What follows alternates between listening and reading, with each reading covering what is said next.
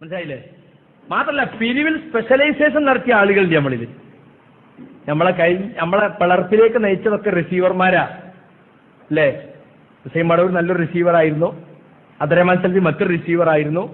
ഇപ്പൊ റിസീവർമാരെ കൊണ്ടാണ് ഫിത്തനകൾ ഉണ്ടാകുന്നത്. പലപ്പോഴും സുഹൃത്തുക്കളെ പിരിവിന് വേണ്ടിയാണ് സംഘടനയുടെ പ്രവർത്തനങ്ങൾക്കൊക്കെ കൂടുതൽ പൊലിമുണ്ടാക്കുന്നത്, ഒരൽപ്പം റിയാ ഉണ്ടാക്കുന്നത്. കാരണം അടുത്ത ഒരു പിരിക്കാൻ പോകുമ്പോൾ ഇത് കാണിച്ചിട്ട് വേണം പിരിക്കാൻ. മനസ്സിലായില്ലേ?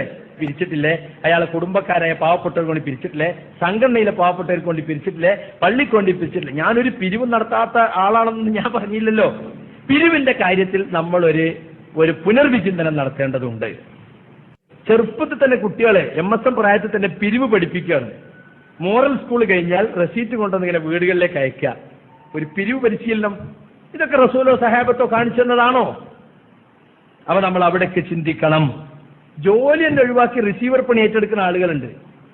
റിസീവർ പണി 40% കമ്മീഷൻ കിട്ടിയാൽ പിന്നെന്താ, ഒരു മാസം റമളാനിൽ പിരിച്ച് 11 മാസം പിന്നെ ജോലി എടുക്കാൻ ജീവിക്കാം. അത്ര വലിയ കമ്മീഷൻ. മനസ്സിലായില്ലേ? ഇത് നമ്മളൊക്കെ പഠിക്കുകയും പഠിപ്പിക്കപ്പെട്ടതാണ്.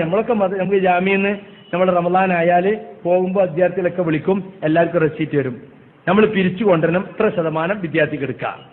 അങ്ങനെ തുടക്കം മുതലേ പഠിപ്പിക്കപ്പെടുന്നത്. ഇത് എല്ലാ സംഘടനകളും നടത്തുന്നതാണ്. ഇത് ജായിസാകുമോ? ഒരു ചർച്ച വരട്ടെ.